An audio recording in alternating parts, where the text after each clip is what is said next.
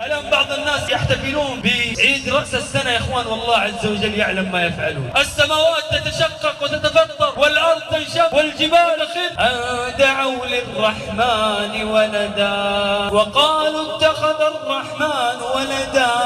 لقد جئتم شيئا إدا تكاد السماوات